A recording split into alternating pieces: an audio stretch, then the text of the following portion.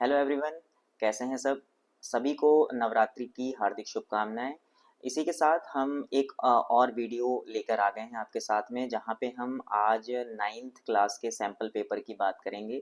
वो sample paper जो Delhi schools में, दिल्ली गवर्नमेंट स्कूल्स में या दिल्ली एजुकेशन बोर्ड द्वारा रिलीज़ किया गया है, जिसमें इस बार होने वाले जो मिड टर्म की परीक्षा है, उस मिड टर्म में जो पैटर्न कैसा आएगा क्वेश्चंस का, वो हम लोग देखने वाले हैं।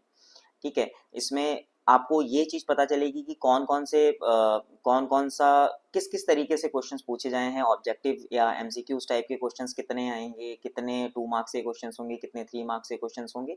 सैंपल पेपर को गो थ्रू करते हैं और हमको पता चल जाएगा कि क्या-क्या चीज़ें आने वाली हैं इसमें। ठीक है। अब सैंपल पेपर करना बहुत ज़रूरी है, इससे आपको ये पता चलेगा कि आपकी प्रिपरेशन कहाँ तक है और आपको किन पॉइंट्स पे वर्क करना पड़ेगा या किन टॉपिक्स पे आपको वर्क करना पड़ेगा, जिससे कि आप अच्छे मार्क्स लेके आ पाएँ। ठीक है। तो शुरुआत करते हैं, चलते हैं हमारे क्वेश्चन पेपर की तरफ, वहाँ पे हम समझेंगे। ठीक है।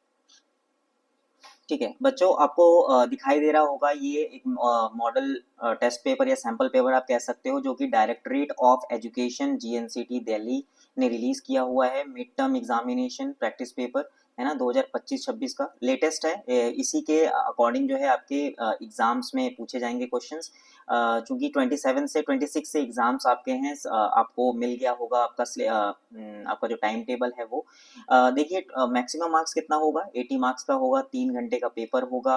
अगर आप देखोगे इसमें तो this question paper consist of 39 questions. याद रखें कि लास्ट वाला जो पेपर पैटर्न था उसमें भी 30 क्वेश्चंस थे, लेकिन सेक्शन जो है उसमें 5 थे। यहाँ पे आपको सिर्फ और सिर्फ 3 सेक्शंस दिखाई देंगे। ठीक है। अब सेक्शन ए में क्या होगा, सेक्शन ए में सिर्फ आपको बायोलॉजी का पूछा जाएगा। ठीक है। जिसमें सेक्शन बी में सिर्फ और सिर्फ केमिस्ट्री का पूछा जाएगा और सेक्शन सी में फिजिक्स। तो इन्होंने इस बार क्या किया है, 30 क्वेश्चंस आएंगे, उतने ही क्वेश्चन सेम सिमिलर क्वेश्चंस आएंगे, लेकिन अब सेक्शन जो है बायो अलग, केमिस्ट्री अलग और फिजिक्स को अलग कर दिया गया है। ठीक है। अब ऑल क्वेश्चंस कंपलसरी हैं, ऑल सेक्शंस आर कंपलसरी और इंटरनल चॉइसेस दी गई हैं। जैसे जैसे क्वेश्चंस हम बढ़ते चले जाएंगे आगे, आपको पता चलता जाएगा। ठीक है। चलिए फिर सेक्शन ए को देखेंगे। आज हम इस पूरे वीडियो में सेक्शन ए को देखेंगे, यानी कि बायोलॉजी को क्लिक करने वाले हैं। इसमें जितने आपके डाउट्स हैं इस सैंपल पेपर के थ्रू हम क्लियर करने की कोशिश करेंगे, साथ में टॉपिक्स को भी हम लेते चले जाएंगे। ठीक है। तो क्वेश्चन नंबर पहला देखते हैं। तो क्वेश्चन नंबर पहला कह रहा है कि विच of the following is a simple permanent tissues. ठीक। अब सिंपल परमानेंट टिश्यूज के बारे में आप जानते होंगे कि आपको पता है कि जो प्लांट टिश्यूज हैं, है ना, जो प्लांट टिश्यूज होते हैं वो कितने तरीके के होते हैं। प्लांट टिश्यूज आपके दो तरीके के होते हैं। कौन कौन से तरीके के, दो तरीके के प्लांट टिश्यूज आपको दिखाई देंगे। मेरिस्टेमेटिक टिश्यू पहला आपको पता है, मेरिस्टेमेटिक टिश्यू। और दूसरे तरीके का प्लांट टिश्यू क्या होगा, दूसरे तरीके का होता है परमानेंट टिश्यूज। तो इसी परमानेंट टिश्यूज की बात कर रहे हैं। ठीक है, परमानेंट टिश्यूज हो जाएंगे। अब ये जो परमानेंट टिश्यूज हैं ये भी आपके दो तरीके के होते हैं। कौन कौन से, एक को हम लोग बोलते हैं सिंपल परमानेंट टिश्यूज और दूसरे को हम लोग क्या बोलते हैं, कॉम्प्लेक्स परमानेंट टिश्यूज। ठीक है, सिंपल और कॉम्प्लेक्स परमानेंट टिश्यूज। अब ये जो सिंपल परमानेंट टिश्यूज होते हैं, ये सिंपल परमानेंट टिश्यूज आगे तीन सब डिवीजन में डिवाइडेड है। मींस इसके तीन सब पार्ट्स और हैं, जिसको हम लोग बोलते हैं पैरेनकाइमा, पैरेनकाइमा, कोलेनकाइमा, कोलेनकाइमा और स्क्लेरेनकाइमा। राइटिंग जो है वो थोड़ी सी बेकार होगी, तो इसको आपको एडजस्ट करना पड़ेगा। ठीक है। और ये जो हमारे कॉम्प्लेक्स परमानेंट टिश्यूज हैं ये आपके दो तरीके के होते हैं। कौन कौन से, एक हो जाएगा आपका जाइलम और दूसरा क्या हो जाएगा, फ्लोएम। तो दो तरीके के हो जाएंगे, है ना। तो जो प्लांट टिश्यूज हैं, जो हमारे प्लांट टिश्यूज होते हैं वो आपके दो दो तरीके के होंगे। एक मेरिस्टेमेटिक जिनकी सेल्स लगातार डिवाइड करती चली जाती हैं, और परमानेंट टिश्यूज जिनकी जो कि जो सेल्स हैं, जो डिवाइड करने की जो कैपेबिलिटी है वो खत्म हो जाती है, या पूरी तरीके से या थोड़े टाइम के लिए, शॉर्ट टाइम के लिए। तो ये परमानेंट टिश्यू दो तरीके के होंगे, सिंपल परमानेंट टिश्यूज और complex permanent tissues. Simple permanent tissues parenchyma, collenchyma और स्क्लेरेनकाइमा आपको दिखाई देता है, जबकि कॉम्प्लेक्स परमानेंट टिश्यूज जाइलम और फ्लोएम। ठीक है। तो क्वेश्चन नंबर फर्स्ट में which of the following simple permanent tissues in a plant, तो ऑप्शन आपका क्या हो जाएगा, सीधे सीधे option number C will be the correct answer. ठीक। तो इजी क्वेश्चन है, अगर आपको कॉन्सेप्ट की क्लियरिटी है तो बहुत आसानी के साथ ये क्वेश्चंस आपको बन जाएंगे। ठीक है, आगे बढ़ें फिर नेक्स्ट वाले क्वेश्चंस की अगर आप देखोगे तो next question is the scientific management, है ना, scientific management of farm animals is called. Farm animals मतलब ऐसे एनिमल जिनको फार्म में रखा जाता है और जिनसे एग प्रोडक्शन या कहें मिल्क प्रोडक्शन, है ना, मीट प्रोडक्शन इनका किया जाता है। तो इनको इनके जो रियरिंग को, है ना, इनके देखभाल को, रख रखाव को, इन सभी को क्या कहा जाता है, तो साइंटिफिक मैनेजमेंट इनको कहा जाता है एनिमल हस्बेंड्री। ठीक है, फार्म एनिमल्स, जहां एनिमल्स की बात हुई, अब अगर देखो एनिमल्स की बात करेंगे तो एनिमल्स में सिर्फ एक ही ऑप्शन है जहां पे आपको एनिमल की बात की गई है, बाकी एग्रीकल्चर आपको पता है, मिक्स्ड क्रॉपिंग यानी कि ये भी आपको एग्रीकल्चर यानी कि प्लांट से रिलेटेड चीजें, हॉर्टिकल्चर ये भी आपका क्या है, प्लांट एग्रीकल्चर से रिलेटेड ही फील्ड है। तो option number C will be the correct answer.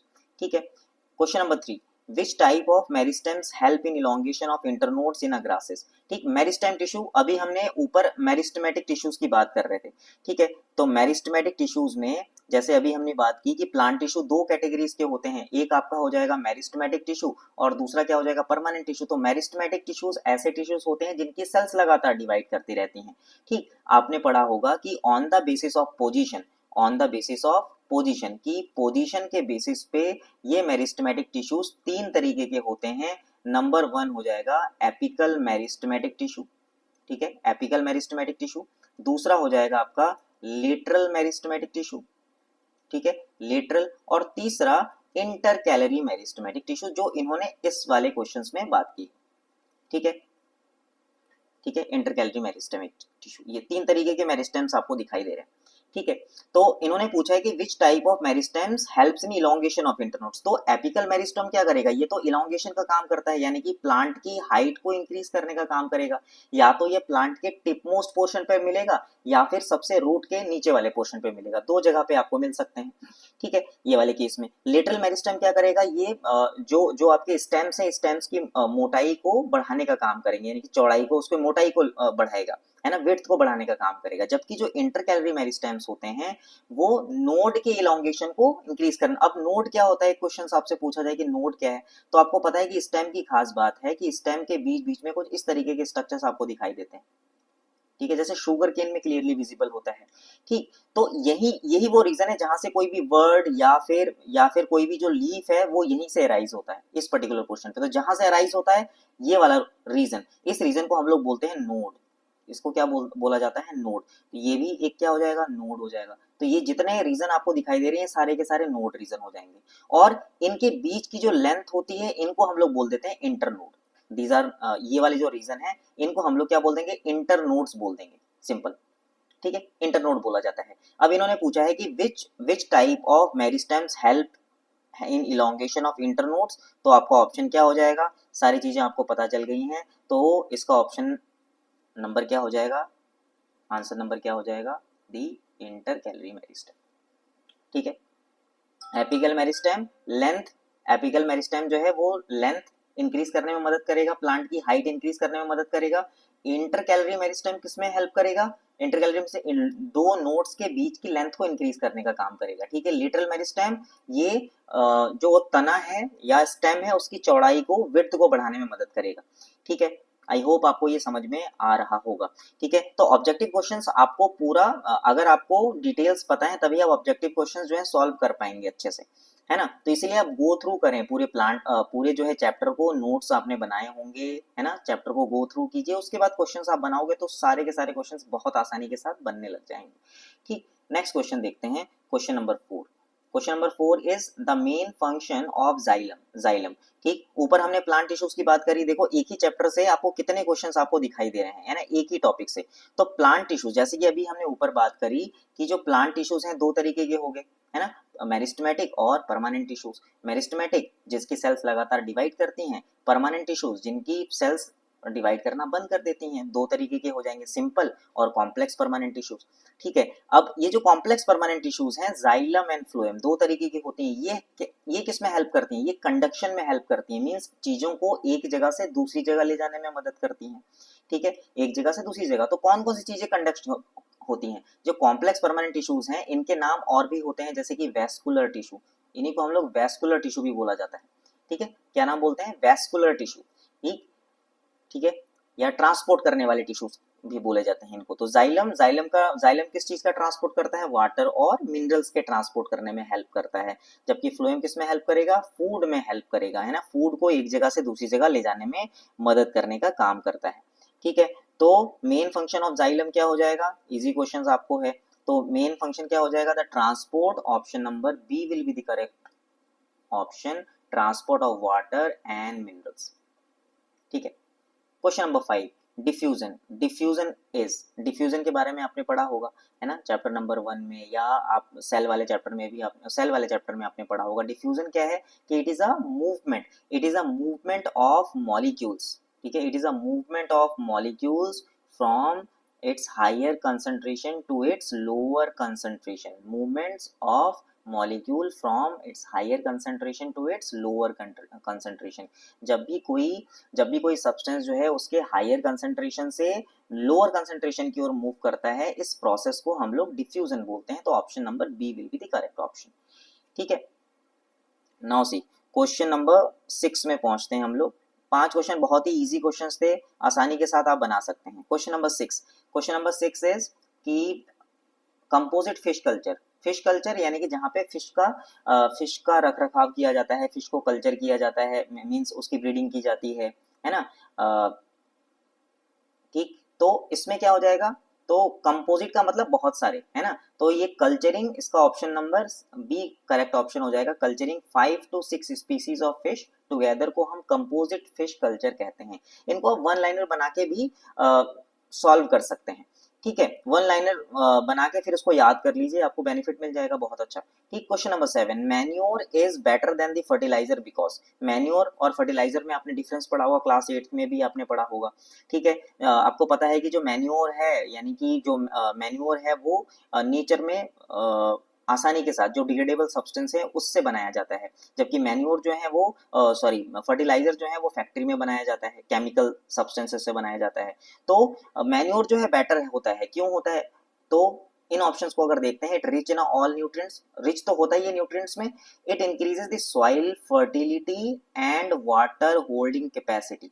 ठीक है, और it does not need large quantity, नहीं ऐसा नहीं है, तो इट किल्स पेस्ट, ये भी नहीं हो सकता, तो दो ऑप्शन तो ये वाला नहीं हो सकता।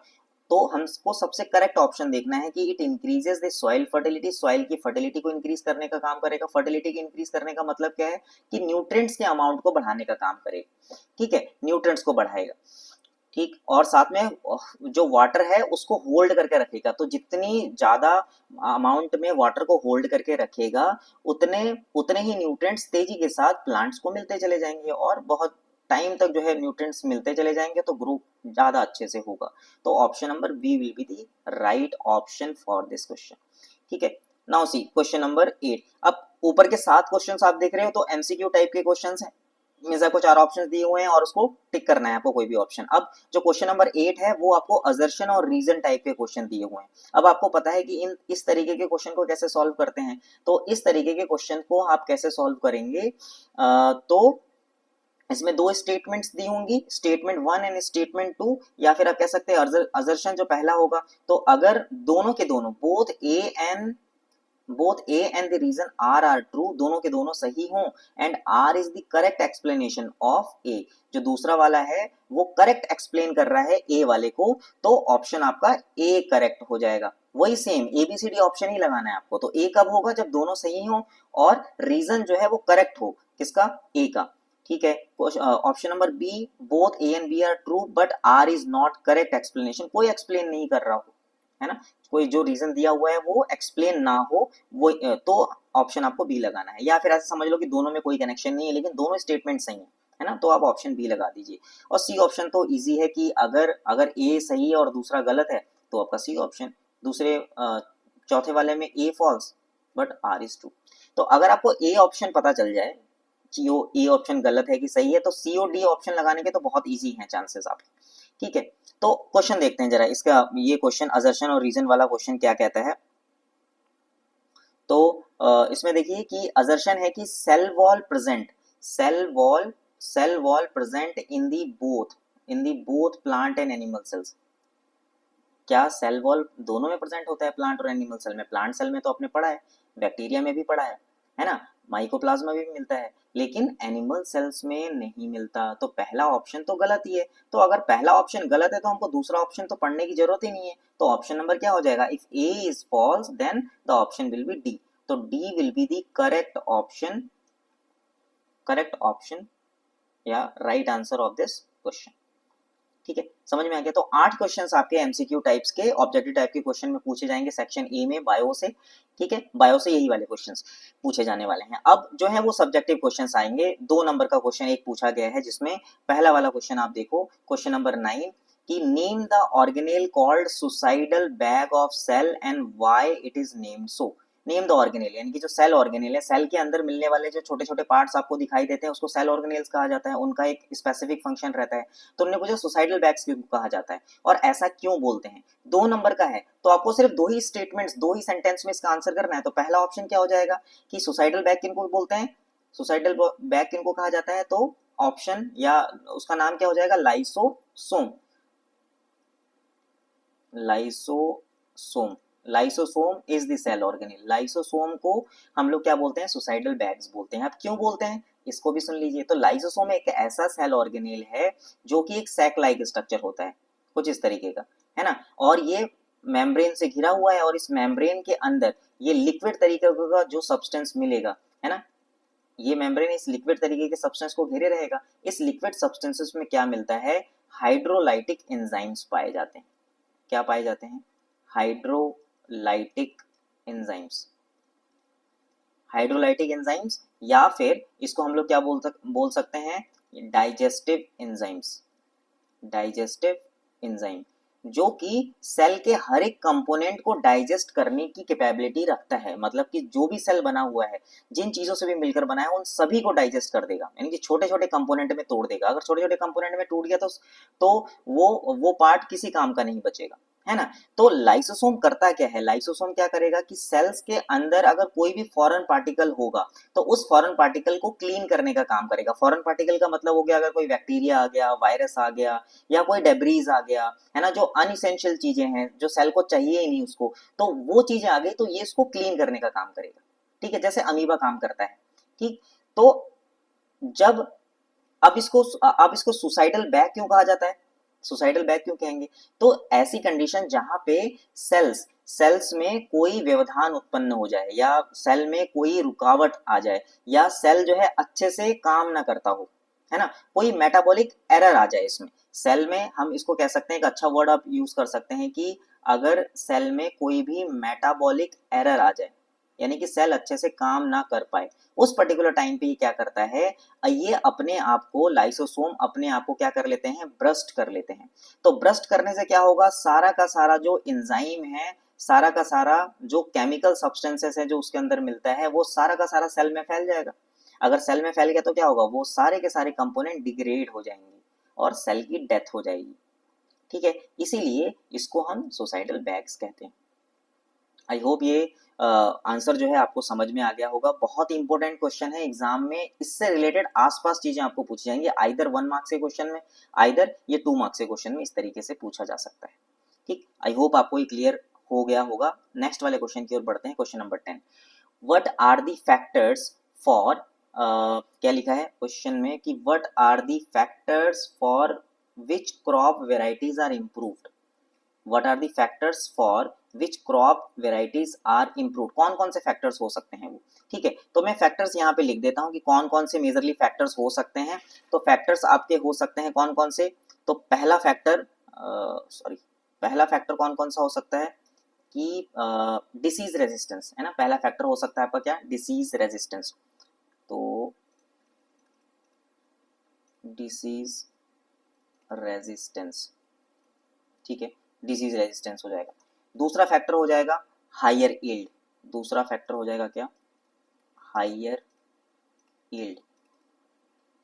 ठीक है, तीसरा फैक्टर हो जाएगा, तीसरा फैक्टर क्या हो जाएगा? Drought tolerance.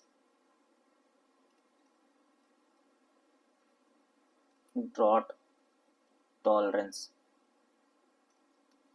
थोड़ी सी जो है वो राइटिंग जो है आप थोड़ा सा कंसीडर कर लेंगे, सुनते रहिएगा मुझे बहुत अच्छे तरीके से, तो आपको एक एक चीज़ें समझ में आ जाएंगी, आपने पढ़ा होगा ये, ठीक है। और किस चीज़ के लिए कर सकते हैं, बेटर क्वालिटी के लिए,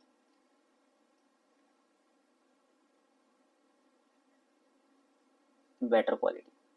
तो यहाँ पे आप देखोगे कि what are the factors for which the crop varieties are improved, किन चीजों के लिए क्रॉप को इम्प्रूव किया जा सकता है, तो डिसीज रेजिस्टेंस के लिए, ताकि अगर जिसमें बहुत विग्रसली डिसीज लगते हो तो उनको हम इनकी ऐसे क्रॉप्स को लेंगे जो डिसीज के अगेंस्ट रेजिस्टेंस हो, है ना, रेजिस्टेंस शो करे। दूसरा, हायर यील्ड शो करता हो, यानी कि बहुत ज्यादा उपज जो है वो प्रोडक्शन बहुत ज्यादा हाई होता हो।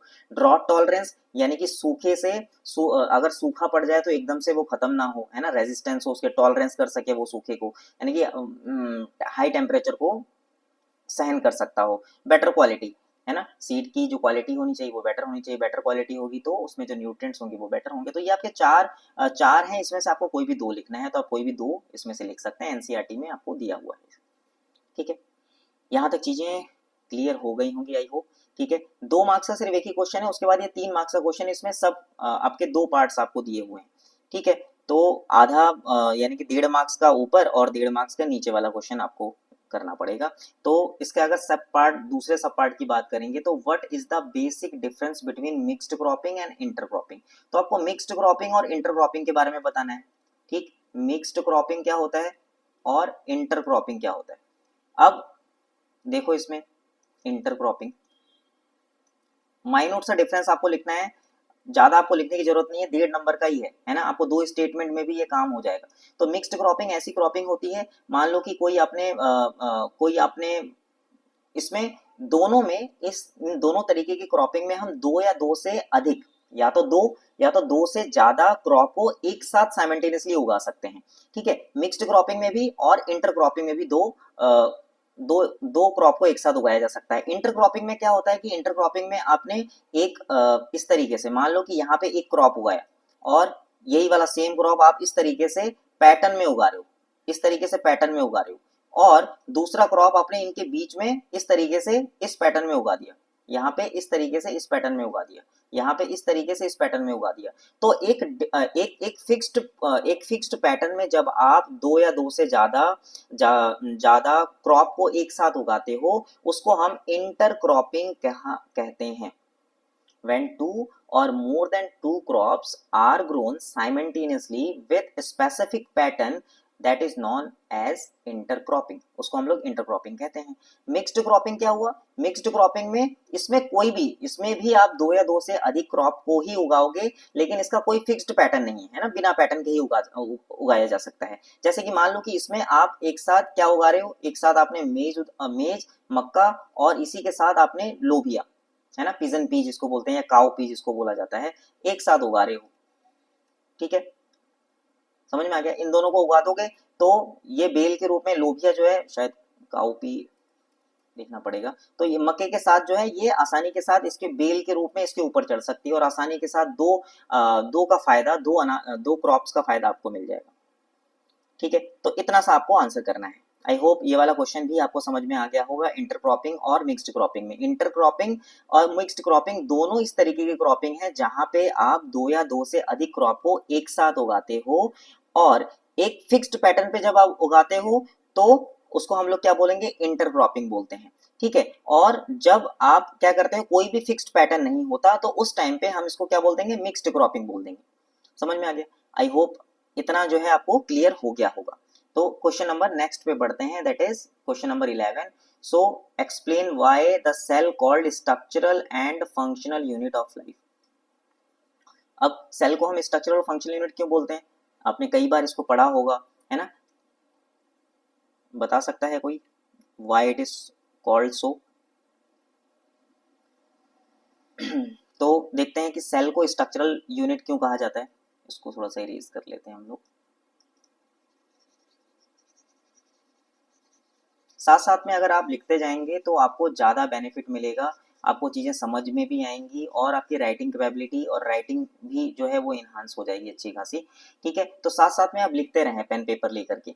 तो क्वेश्चन है कि why the cell is called structural unit, cell को हम स्ट्रक्चरल यूनिट क्यों बोलते हैं, स्ट्रक्चरल कंपोनेंट क्यों बोलते हैं, स्ट्रक्चरल कंपोनेंट इसीलिए बोलते हैं क्योंकि जितने भी ऑर्गेनिज्म होते हैं वो सेल के बने होते हैं, cell is a basic unit, है ना, and it forms structure, it give rise to like more than one cell or the group of cells they form tissues, है ना। सेल्स मिलकर के क्या बनाते हैं, टिश्यूज बनाते हैं, और टिश्यूज फॉर्म करके क्या बनाते हैं, ऑर्गन्स बनाते हैं, ऑर्गन्स बनाते हैं, और ऑर्गन्स मिल करके ही क्या बनाएंगे, ऑर्गन सिस्टम बनाएंगे, ऑर्गन सिस्टम मिल करके ही बॉडी बनाते हैं। तो कोई भी बॉडी या कोई भी इंडिविजुअल वो बना है, वो किसका बना हुआ है, सेल का बना है, इसीलिए उसको स्ट्रक्चरल यूनिट बोलते हैं। ठीक है, कोई भी ऑर्गेनिज्म जो है वो cell, organ, organ system, tissues के बने होते हैं, इसीलिए उसको स्ट्रक्चरल कंपोनेंट बोलते हैं, क्योंकि वह पूरी बॉडी को स्ट्रक्चर प्रोवाइड करता है। अब फंक्शनल यूनिट क्यों बोलते हैं, why it is called functional unit, it is called functional unit because it performs various functions. ठीक है, it performs various functions like various functions, it performs various functions. वो various functions क्या हो सकते हैं, like example respiration, like example क्या हो जाएगा, रेस्पिरेशन। ठीक है, रेस्पिरेशन का मतलब आपको पता है कि जो भी आपने फूड खाया उस फूड को ऑक्सीजन की प्रेजेंस में तोड़ना और एटीपी के रूप में, एटीपी के फॉर्म पे एनर्जी जनरेट करना, this is known as respiration. Class 10th में आप लोग पढ़ेंगे डिटेल से इसके बारे में। रेस्पिरेशन हो गया या एक्सक्रीशन हो गया या फिर डाइजेशन की प्रोसेस हो गई, ये सारी प्रोसेस सेल के अंदर ही होती है ना, जैसे अमीबा में आपने पढ़ा होगा। ठीक, तो that is why, this is why it is called the function unit. तो सेल को हम स्ट्रक्चरल फंक्शन यूनिट क्यों बोलते हैं, क्योंकि यह ऑर्गेनिज्म का सबसे बेसिक यूनिट सेल होता है। सेल्स मिलकर के टिश्यूज फॉर्म करते हैं, टिश्यूज फॉर्म करके ऑर्गन बनाते हैं, ऑर्गन फॉर्म करके ऑर्गन सिस्टम मिल करके पूरी बॉडी का स्ट्रक्चर बनाते हैं, इसीलिए इसको स्ट्रक्चरल यूनिट बोलते हैं। फंक्शन यूनिट इसीलिए बोलते हैं क्योंकि ये बॉडी के अंदर चलने वाले स्पेसिफिक या हम कहें कि हर तरीके के फंक्शन को करता है। जैसे कि रेस्पिरेशन हो गया, रेस्पिरेशन यानी कि जो भी आपने फूड खाया उस फूड को ऑक्सीजन के प्रेजेंस में तोड़कर ब्रेक डाउन करके एटीपी के रूप में एनर्जी फॉर्म करना, this process is known as respiration. ये सेल के अंदर होता है, इसीलिए इसको फंक्शनल यूनिट कहते हैं। ठीक, आई होप यहाँ तक चीजें आपको क्लियर हो गई हैं क्वेश्चन नंबर 11 तक। नाउ सी क्वेश्चन नंबर 12 को देखते हैं। Question number 12 is why are cardiac muscles called involuntary muscles. ठीक है, इनवॉलेंट्री मसल्स क्या होती हैं, या दो शब्द आपने सुने होंगे, वॉलेंट्री और इनवॉलेंट्री। ठीक है, वॉलेंट्री का मतलब क्या हो गया, वॉलेंट्री यानी कि जहां पे आपके विल पे, है ना, जहां पे आप खुद कंट्रोल कर सकते हो चीजों को, है ना, खुद कॉन्शियसली उसको कंट्रोल कर सकते हो, उसको वॉलेंट्री नेचर बोलेंगे। और जब आप कंट्रोल नहीं कर सकते, जैसे हार्ट बीट हो गई आपकी, है ना, या डाइजेशन की प्रोसेस होगी, है ना, या सलाइवा का निकलना हो गया, है ना, ये सब इनवॉलेंट्री प्रोसेसेस होगी। ठीक है, इनवॉलेंट्री प्रोसेसेस हो गई। तो इन्होंने कहा है कि why cardiac muscles are called involuntary muscle. तो आप सीधे यही लिख सकते हैं कि इनवॉलेंट्री मसल्स इसीलिए कहा जाता है क्योंकि it does not work on our conscious mind, क्योंकि ये हमारे कॉन्शियस माइंड के अकॉर्डिंग वर्क नहीं करता, ये रिदमिक मूवमेंट करता चला जाता है, क्योंकि इसके अंदर एक नोडल टिश्यू मिलती है जिससे ये कॉन्ट्रैक्शन और रिलैक्सेशन करने का काम करता है, जिससे कि हमारा बॉडी के अंदर जो ब्लड है वो पंप होता चला जाता है। इसीलिए इसको हम कार्डियक मसल्स को इनवॉलेंट्री मसल्स कहते हैं। ठीक है, क्लियर है ये वाली चीजें। ठीक, तो नेक्स्ट वाला देखते हैं। आई होप आपको क्लियर हो गया होगा। Student injured his legs muscles while playing and was unable to walk properly for few days। ठीक है, लेग मसल्स क्या होगी उसकी, इंजर्ड हो गई, चोट लग गई और काम नहीं कर पा रहा है वो, है ना, चल नहीं पा रहा है। विच type of muscle tissues was injured, कौन सी, जब वो चल नहीं पा रहा है, जब वो चलना चाह रहा है और चल नहीं पा रहा है ना, तो कौन सी मसल्स होंगी, लेग वाली मसल्स ही बात कर रहा है, तो वो स्केलेटल मसल्स हो जाएंगी। कुल मिला के कौन सी मसल्स हो जाएंगी, स्केलेटल मसल्स या वॉलेंट्री मसल्स, या क्या बोल देंगे इसको, वॉलेंट्री मसल्स, स्केलेटल मसल्स या वॉलेंट्री मसल्स बोलेंगे, या स्टीरिएटेड मसल्स भी बोला जाता है इनको, याद होगा आपको। ठीक है, क्वेश्चन नंबर 3 इसी का part. Riya touch the hot pan and immediately withdraw her hand, name the tissue responsible for the quick response. Respond की बात जब भी आती है कि अगर मान लो कि आपने कोई गर्म चीज छुई और उसको तुरंत हटा लिया हाथ अपना, कोई ठंडा चीज छुआ या फिर आपको स्मेल महसूस हो रही है ना, स्मेल कर रहे हो कोई चीज तो ये सारा रिस्पॉन्ड कौन करता है, तो ये वाला सारा रिस्पॉन्ड कंट्रोल जो करता है ना, that is known as the nervous tissue. तो इसका नाम क्या हो जाएगा, नेम द टिश्यू रिस्पॉन्सिबल, तो नाम हो जाएगा इसका नर्वस टिश्यू। ठीक है, आई होप यहां तक चीजें क्लियर हो गई क्वेश्चन नंबर 12 तक। क्वेश्चन नंबर नेक्स्ट की ओर बढ़ते हैं। देखो अब तक ये तीन तीन क्वेश्चंस थे, याद रखिएगा 8 क्वेश्चन जो है आपके ऑब्जेक्टिव टाइप के क्वेश्चंस थे, उसके बाद दो एक 2 मार्क्स का क्वेश्चन आया, उसके बाद हमने तीन मार्क्स के 3 क्वेश्चन सॉल्व कर लिए। ठीक है, 3 मार्क्स के 3 क्वेश्चन हमने सॉल्व कर लिए हैं। अब हम क्वेश्चन नंबर 13 की ओर बढ़ रहे हैं। ठीक है, question number 13। So the outer surface of the tree bark becomes rough and sometimes cracks appear during the summer. We also observe that the desert areas cactus plants do not lose much water even in the extreme heat. अब देखो ये case based study type का question है, पिछली बार इसको section E में रखा जाता था, केस बेस्ड स्टडी। ठीक है, इसमें क्या होता है, केस बेस्ड स्टडी 4 नंबर का, ये पहले भी यही पैटर्न था।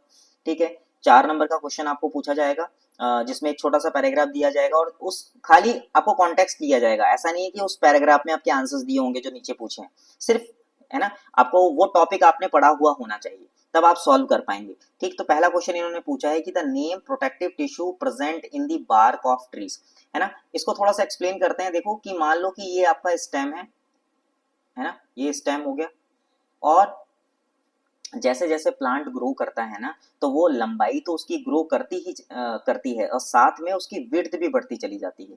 और जैसे जैसे विड्थ बढ़ेगी, जब चौड़ाई बढ़ती चली जाएगी, तो होगा क्या, एक टाइम ऐसा आएगा कि जो अंदर वाले टिश्यूज हैं वो बाहर जाने की कोशिश करेंगे, है ना, और बाहर वाली टिश्यूज कहाँ जाएंगी, बाहर वाली टिश्यूज फिर टूटना स्टार्ट कर देंगी। अगर मान लो कि अगर टूटना स्टार्ट कर दिया, अगर कर दे, तो फिर क्या होगा, तो बैक्टीरिया और डिफरेंट तरीके की दूसरी चीजें इन्फेक्ट करना स्टार्ट कर देंगी। तो क्या होता है, तो इस वाले केस में आप देखो तो यहाँ पे इनके इस पर्टिकुलर एरिया में यहाँ पे आपको एक एक्स्ट्रा प्रोटेक्टिव लेयरिंग दिखाई दी जाती है, एक्स्ट्रा प्रोटेक्टिव लेयरिंग दिखाई दी जाती है, जिससे कि क्या, कोई बैक्टीरिया वगैरह ये इन्फेक्ट ना हो, है ना, इन्फेक्शन अंदर की ओर ना हो, बैक्टीरिया इन्फेक्ट ना कर पाए, है ना, बाकी चीजें इन्फेक्शन ना कर पाए, तो एक एक्स्ट्रा प्रोटेक्टिव कवरिंग यहाँ पे बना दी जाती है, that is known as cork. इसको हम लोग क्या बोला जाता है, कॉर्क बोला जाता है। तो इन्होंने पूछा name the protective tissue that present in the bark of trees, that is known as cork. ठीक, तो इसका इसका सिर्फ नाम क्या हो जाएगा, कॉर्क, इसमें लिख देंगे।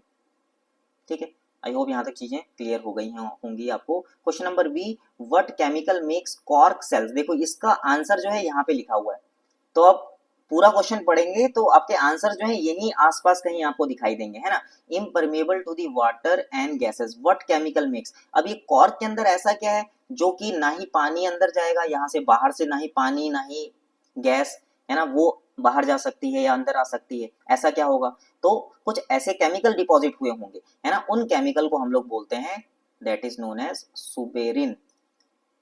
क्या बोलेंगे, एक केमिकल डिपॉजिट होता है जिसका नाम है सुबेरिन केमिकल। ठीक, क्वेश्चन नंबर ये हो गया। अब क्वेश्चन नंबर सी और डी, इसमें से कोई भी आपको एक अटेम्प्ट करना है।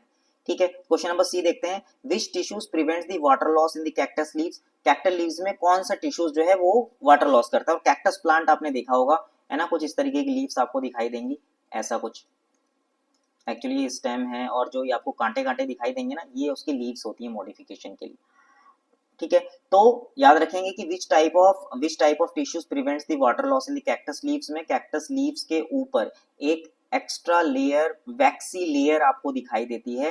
This extra waxy layer is known as, इसको हम लोग बोल सकते हैं this is a waxy layer, this waxy layer name is cuticle. Cuticle, और ये वैक्सी लेयर कहाँ पे मिलेगी, एपिडर्मिस पे। कहाँ पे मिलेगी, एपिडर्मिस पे या एपिडर्मल लेयर पे। इन्होंने पूछा है कि विच टिश्यू प्रिवेंट्स, तो एपिडर्मिस टिश्यू। ठीक है, epidermis tissue prevents the water loss. है ना। और इसके साथ में आप ये भी दे सकते हैं कि इसके ऊपर जो है क्यूटिकल की एक लेयर मिलती है जिसकी वजह से वाटर जो है वो लॉस नहीं हो पाता है ना। इसीलिए आप देखोगे कि इनमें ये जो कैक्टस की जो कैक्टस होता है वो आपको डेजर्ट वाली कंडीशंस पे आपको मिलेगा। ठीक है, क्वेश्चन नंबर डी। इसका देखो, इन दोनों में से कोई भी एक करना है आपको, इंटरनल चॉइसेस आपको दी हुई हैं। डी ऑप्शन में, why are guard cells important for the plant. Guard cells important क्यों होती हैं फॉर द प्लांट? अब गार्ड सेल्स आपको समझना पड़ेगा गार्ड सेल्स क्या होते हैं। ठीक है, तो आपको पता है कि जो लीव्स होती हैं, इन लीव्स पे क्या होती हैं? छोटे छोटे पोर्स होते हैं। Leaf contains small pores which help in gaseous exchange and transpiration. ठीक है, जिनको हम लोग क्या बोलते हैं? द पोर और these pore on the leaf surface, pore in the on the leaf surface are known as stomata, है ना। इनको हम लोग क्या बोलते हैं? स्टोमेटा बोलते हैं। लीफ सरफेस पे जो पोर्स प्रेजेंट रहते हैं उनको क्या बोला जाता है? स्टोमेटा कहा जाता है। ठीक है, अगर आप स्टोमेटा का स्ट्रक्चर देखेंगे तो स्टोमेटा,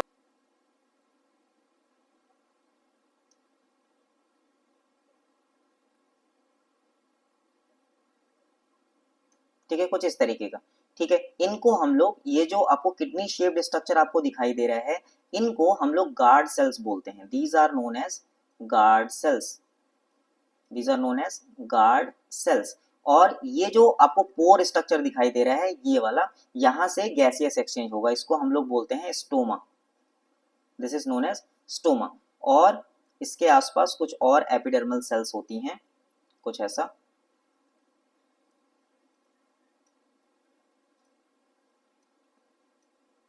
ठीक है, तो ये पूरा स्ट्रक्चर को हम लोग स्टोमेटा बोलते हैं। This structure is known as stomatal apparatus. ठीक, अब इन्होंने गार्ड सेल्स की बात की है, ये वाली गार्ड सेल्स जो उस पोर को घेरे रखते हैं, उसी को हम लोग गार्ड सेल्स बोलते हैं। तो इन्होंने पूछा है why are guard cells important for the plant. तो गार्ड सेल्स हेल्प करते हैं स्टोमेटा के खुलने या बंद होने में। ठीक है, खुलने या बंद होने में हेल्प करते हैं। इट हेल्प्स इन क्लोजिंग और ओपनिंग ऑफ द स्टोमेटा। याद रखेंगे इसको, बस इसमें वन लाइन में आप लिख सकते हैं, helps in closing and opening of stomata. समझ में आ गया? ठीक, क्लोजिंग क्लोजिंग होगी, ओपनिंग होगी, तभी गैसियस एक्सचेंज की प्रोसेस हो पाएगी या वाटर ट्रांसपिरेशन की प्रोसेस हो पाएगी। ठीक है, नाउ लास्ट क्वेश्चन, यानी कि 14 क्वेश्चन आएंगे आपके क्वेश्चन। और कितने क्वेश्चन आ जाएंगे? 14 क्वेश्चन। ठीक है, बायोलॉजी वाले सेक्शन में या सेक्शन ए में। तो इसमें देखिए, आइदर ए अटेम्प्ट करना है आपको, आइदर बी अटेम्प्ट करना है। तो differentiate between the rough endoplasmic reticulum and smooth endoplasmic reticulum in terms of structure and function. देखिए, दो ही पॉइंट पे आपको आंसर करना है, याद रखना, सिर्फ दो ही पॉइंट पे आपको आंसर करना है। कौन कौन से पॉइंट पे? एक स्ट्रक्चर पे और फंक्शन पे। तो अगर आप बात करो कि अगर हम स्ट्रक्चर की बात करेंगे, स्ट्रक्चर के बेसिस पे, और दूसरा हो जाएगा फंक्शन के बेसिस। बस दो ही पॉइंट आपको लिखने हैं, ज्यादा एक्स्ट्रा लिखने की जरूरत नहीं है। तो अब आपको पता है कि जो रफ एंडोप्लाज्मिक रेटिकुलम होते हैं उनके सरफेस पे राइबोसोम्स प्रेजेंट होते हैं, है ना। तो यहाँ पे आप लिख सकते हो कि राइबोसोम प्रेजेंट। ठीक है, आर ई आर पे आप क्या लिख दोगे? Ribosome present. और एस ई आर पे क्या लिख दोगे? राइबोसोम अब्सेंट लिख दोगे। यहाँ पे राइबोसोम क्या हो जाएगा? अब्सेंट हो जाएगा। ठीक, पहला। दूसरा, फंक्शन के बेसिस पे आर ई आर क्या किसमें हेल्प करता है? Ribosome protein synthesis. तो आर ई आर का भी फंक्शन है, प्रोटीन सिंथेसिस में हेल्प करता है। It helps in protein synthesis, function हो गया। और एस ई आर किस में हेल्प करता है? तो ये आपको किस में हेल्प करेगा? लिपिड फॉर्मेशन करने में, है ना, लिपिड फॉर्मेशन में। तो ये आपको लिपिड फॉर्मेशन में हेल्प करेगा, या हार्मोन बनाने में मदद करेगा, है ना, हार्मोन बनने में, या डिटॉक्सिफिकेशन में हेल्प करेगा। आपने पढ़ा होगा डिटॉक्सिफिकेशन, डिटॉक्सिफिकेशन में हेल्प करेगा। तो बहुत सारे पॉइंट्स हैं, सिर्फ आपको दो ही पॉइंट आपको लिखने हैं। पहला, स्ट्रक्चर के बेसिस पे कि rough endoplasmic reticulum contains ribosome and the smooth endoplasmic reticulum do not contain ribosomes. ठीक है, दूसरा क्या लिख देंगे? फंक्शन के बेसिस पे R E R helps in a formation of protein and transport also, उसको ट्रांसपोर्ट करने का भी काम करता है। और दूसरा, फिर एस ई आर में आप क्या लिखोगे? It helps in lipid synthesis, है ना, लिपिड को बनाने में मदद करता है, और साथ में हार्मोन बनाने को मदद करता है, और साथ में डिटॉक्सिफिकेशन में हेल्प करता है। ठीक है, सेल वॉल बनाने में भी मदद करता है ना, बहुत सारे फंक्शंस हैं। तो आप इन फंक्शंस को लिख देंगे बहुत आसान तरीके से। समझ में आ गया? ठीक, तो ये डिफरेंस आपको आने चाहिए। तो ये डिफरेंस हमने कवर कर लिया है। क्वेश्चन नंबर 2 इसी का दूसरा पार्ट देखते हैं। See the next part of this. Write two differences between the prokaryote and eukaryote cells. बहुत इजी क्वेश्चंस हैं, पढ़ते आ रहे हो आप बहुत टाइम से कि प्रोकैरियोटिक और यूकैरियोटिक सेल्स में क्या डिफरेंस होता है। तो प्रोकैरियोटिक और यूकैरियोटिक डिफरेंस में क्या लिखोगे, इसको जरा हम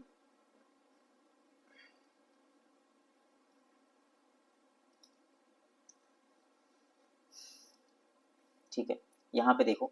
तो प्रोकैरियोट और यूकैरियोट में दो डिफरेंस आपको लिखना है। दो डिफरेंस है, आपको डिफरेंस पूछा है, मार्क्स के बेसिस पे आप लोग कर देंगे प्रोकैरियोट और यूकैरियोट।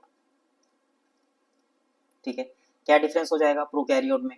इसमें आप देखो तो प्रोकैरियोट में प्रो न्यूक्लियस यानी कि न्यूक्लियस, ट्रू न्यूक्लियस अब्सेंट हो जाएगा। यहाँ पे आप पहला पॉइंट लिख दोगे ट्रू न्यूक्लियस अब्सेंट, बस पहला पॉइंट हो जाएगा ये। और इसमें क्या लिख दोगे, प्रेजेंट होता है, ट्रू न्यूक्लियस प्रेजेंट होता है। यहाँ पे आप देखोगे तो जेनेटिक मटेरियल, यहाँ पे आप लिख दोगे जेनेटिक मटेरियल। जेनेटिक मटेरियल क्या होता है? जेनेटिक मटेरियल इज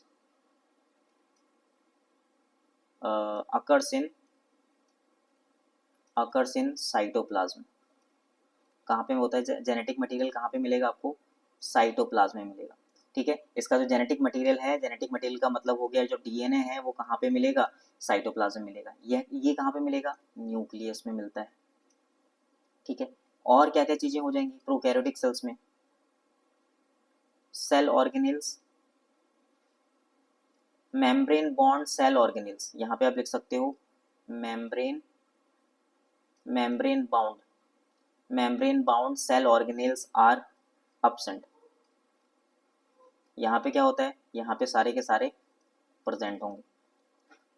ठीक है, और क्या हो सकते हैं? Only ribosomes are present, but ribosome जो है वो आपका क्या नहीं होता, मेम्ब्रेन बॉन्ड नहीं होता।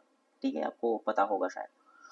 ठीक, तो ये इतने इस पर्टिकुलर क्वेश्चंस के लिए इतना डिफरेंसेस बहुत है। अगर आपसे अलग से पूछा जाए तो इसका एक डायग्राम बना दीजिए, है ना, इस तरीके से एक डायग्राम बना दो आप, और बाकी इसका एक डायग्राम बना दो, बस सिंपल। तो आपके जो है 5 नंबर का भी क्वेश्चन होगा तो भी आप इसको कर सकते हैं आसानी के साथ। ठीक है, आई होप आपको समझ में आ गया होगा यहाँ तक चीजें। तो नेक्स्ट क्वेश्चन की ओर बढ़ते हैं। तो what name the cell organelle responsible packaging and secretion. Packaging और सिक्रेशन के लिए कौन सा सेल ऑर्गेनेल रिस्पॉन्सिबल है, बताइए? सभी को पता होगा तो इसको आप कमेंट सेक्शन में जरूर बता सकते हैं। बहुत आसान है ना, आपने पढ़ रखा होगा। ठीक, बता सकते हैं ना इसका नाम? ठीक है, मैं तो वेट करूंगा आपके कमेंट सेक्शन में, जिसको भी आएगा वो बता देगा इसका ऑप्शन। ठीक है, आंसर बता देगा। लास्ट इसका बी ऑप्शन, या तो ऊपर वाले 3 क्वेश्चंस करने हैं या तो नीचे वाले क्वेश्चन। देखो बहुत छोटे छोटे आपको शॉर्ट में लिखना है, ये चीज याद रखिए, पूरा भरना नहीं है, शॉर्ट शॉर्ट में लिखिए। 3-3, 2-2, 3-3 पॉइंट्स आपको लिखने हैं मार्क्स के बेसिस पे। ठीक, नाउ सी क्वेश्चन नंबर, इसी का लास्ट वाले क्वेश्चन का बी वाला पार्ट। What are plastids? तो plastids are the cell organelles which are present in the कहाँ पे? प्लांट सेल्स में मिलता है। ठीक है, न्यू सेक्शन में देखते हैं। देखो यहाँ पे क्वेश्चन के फॉर्म पे इसको कर लेते हैं। तो हमने कहा क्या, प्लास्टिड्स जो हैं वो कहाँ पे मिलेंगे आपको? प्लांट्स में मिलेंगे। The plastids are present only in the plants. ठीक है, और ये तीन तरीके के प्लास्टिड्स होते हैं। कौन कौन से? एक आपका हो गया समझ लो क्लोरोप्लास्ट, आपने पढ़ा होगा इसको। उसके बाद ल्यूकोप्लास्ट,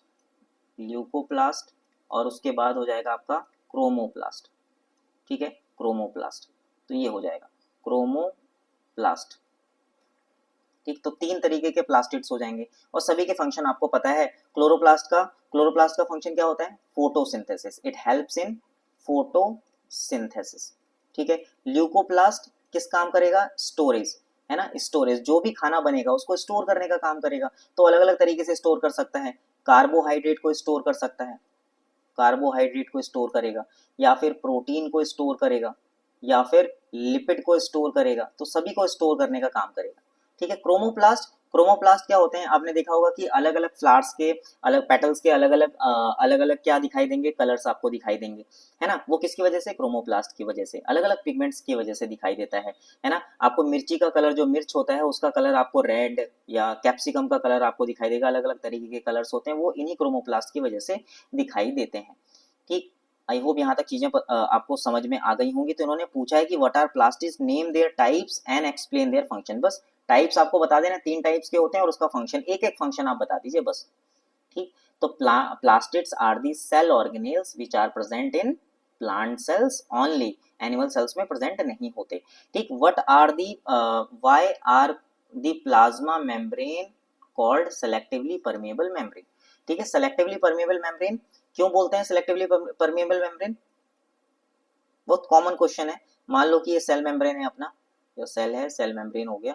अब इन्होंने कहा है कि why it is called selectively permeable membrane. तो सेलेक्टिवली परमेबल मेम्ब्रेन इसीलिए बोला जाता है क्योंकि ये चीजों को क्या करके भेजेगा, सेलेक्ट करके भेजेगा। एक ऐसा मेम्ब्रेन है, सबसे आउटर मेम्ब्रेन होती है, पहली बात कि सेल का सबसे आउटर मेम्ब्रेन क्या है, सेल मेम्ब्रेन है। यही चीजों को, अंदर की सेल के अंदर वाली चीजों को बाहर वाले इन्वायरमेंट से अलग बना के रखती है। ठीक है, यानी कि अलग अलग करके रखेगी। कोई भी चीज अगर सेल के अंदर जानी हो या कोई भी सेल के बाहर जानी हो, तो ये क्या करेगा, इससे होकर गुजरना पड़ेगा, है ना। तो ये चीजों को सेलेक्ट करके ही अंदर या बाहर उसकी नेसेसरी के हिसाब से भेजेगी, नेसेसिटी के हिसाब से, इसीलिए इसको हम सेलेक्टिवली परमेबल मेम्ब्रेन कहते हैं। ठीक है, इजी क्वेश्चन है।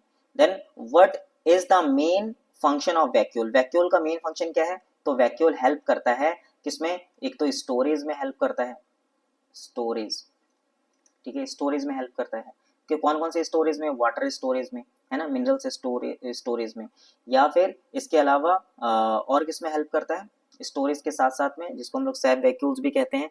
और ये अमीबा में डाइजेशन का काम भी करता है, अमीबा में। अच्छा, इसमें सिर्फ और हमको सिर्फ प्लांट के बारे में ही करना है, तो स्टोरेज आप इसको, मेन फंक्शन स्टोरेज का फंक्शन हो गया। और दूसरा ये ऑस्मो रेगुलेटरी में हेल्प करता है, ऑस्मो रेगुलेशन में हेल्प करता है। ऑस्मो रेगुलेशन का मतलब क्या हो गया कि कितना वाटर, कितना अमाउंट, कब अमाउंट जो है सेल के अंदर पानी आएगा और कितना बाहर जाएगा, कब आएगा कब नहीं आएगा, ये सारा कौन रेगुलेट करने का काम करेगा, वैक्यूल रेगुलेट करने का काम करेगा।